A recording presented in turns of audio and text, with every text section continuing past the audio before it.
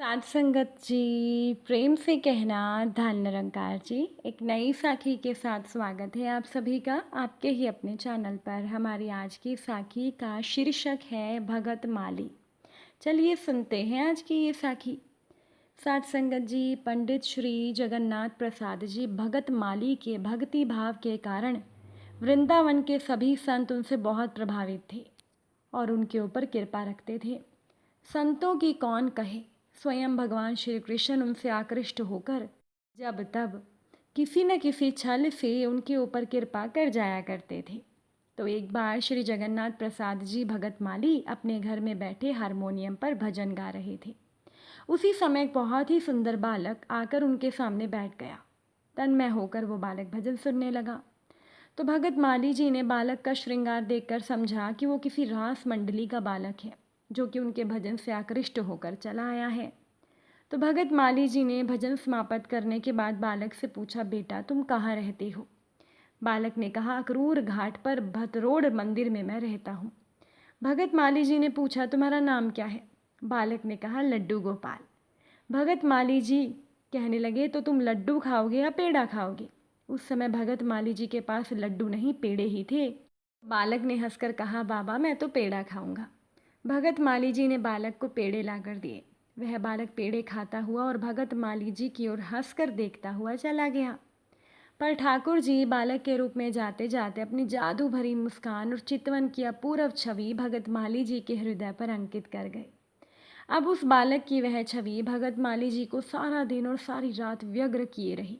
भगत माली जी के मन में तरह तरह के विचार उठते रहे कि ऐसा सुंदर बालक तो आज तक मैंने नहीं देखा। वह रास मंडली का बालक ही था या कोई और था? घर में ऐसे आकर बैठ गया जैसे घर उसी का ही हो, ना भय ना संकोच।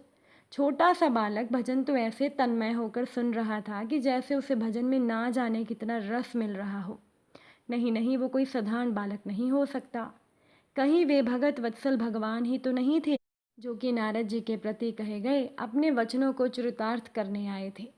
जो उन्होंने कहे थे कि हे नारद, ना तो मैं अपने निवास वैकुंठ में रहता हूँ, ना योगियों के हृदय में रहता हूँ। मैं तो उस स्थान में वास करता हूँ जहाँ मेरे भगत मेरे पवित्र नाम का कीर्तन करते हैं और मेरे रूप लीलाओं और गुणों की चर्चा करते हैं।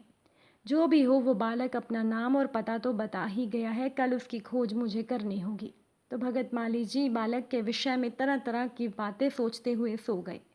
श्री जगन्नाथ प्रसाद जी भगत माली दूसरे दिन प्रातः होते ही भतरोड़ में अक्रूर मंदिर पहुँचे।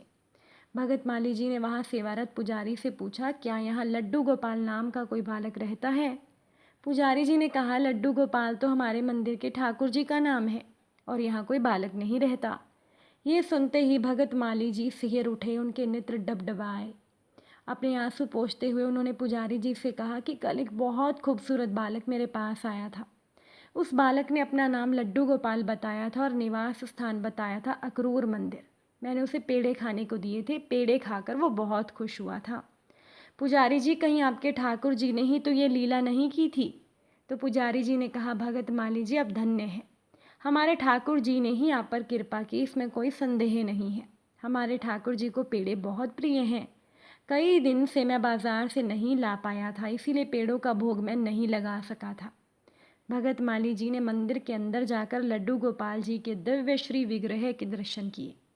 दंडवत प्रणाम करके प्रार्थना की कि हे ठाकुर जी, इसी प्रकार अपनी कृपा बनाए रखना, बार बार आकर दर्शन देते रहना। पता नहीं भगत माली जी को फिर कभी लड्डू गोपाल ने उसी रूप में उन पर कृपा की या नहीं की।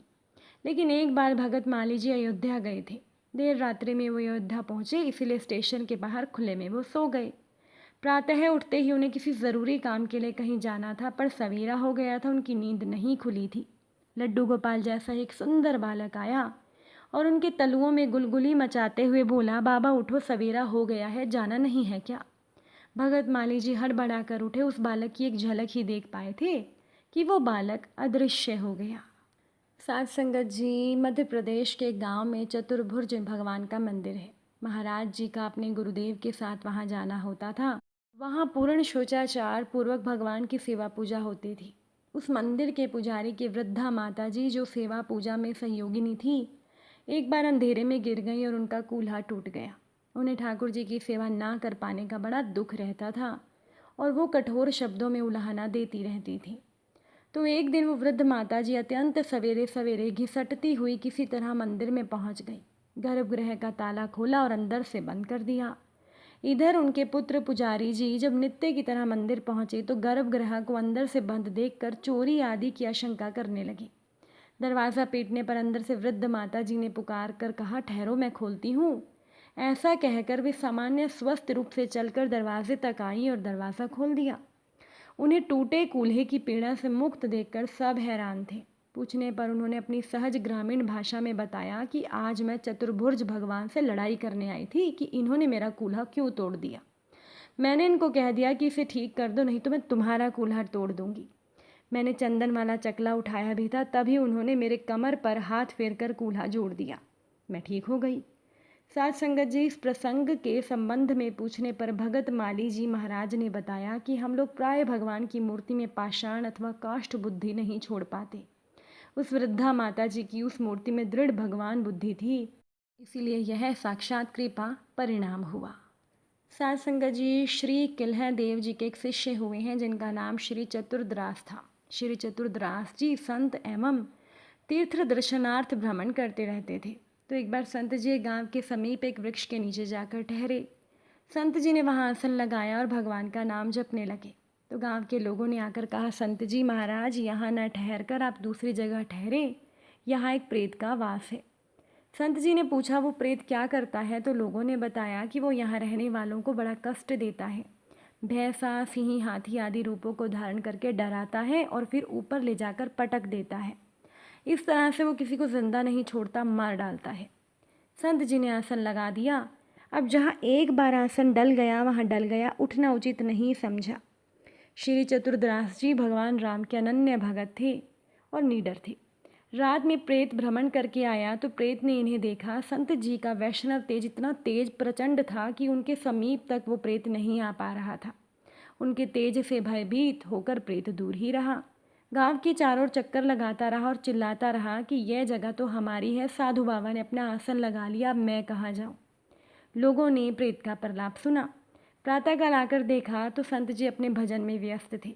सब समझ गए कि ये संत जी उच्च कोटि के महापुरुष हैं।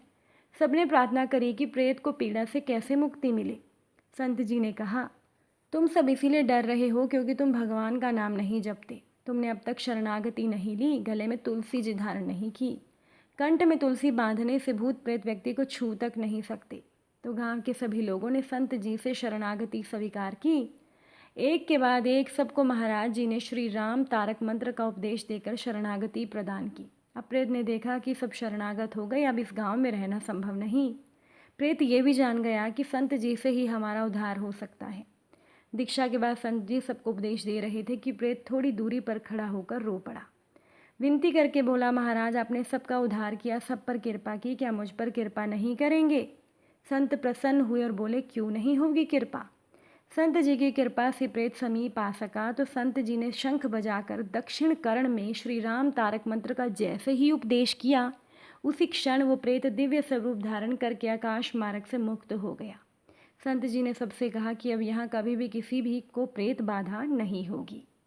साथ संगत जी, अगर आज की ये साखी आपको अच्छी लगी हो, वीडियो को लाइक शेयर ज़रूर कर दीजिएगा। आप सभी से फिर से मुलाकात होगी नई साखी के साथ। साथ संगत जी, प्यार से कहना, धन निरंकार जी।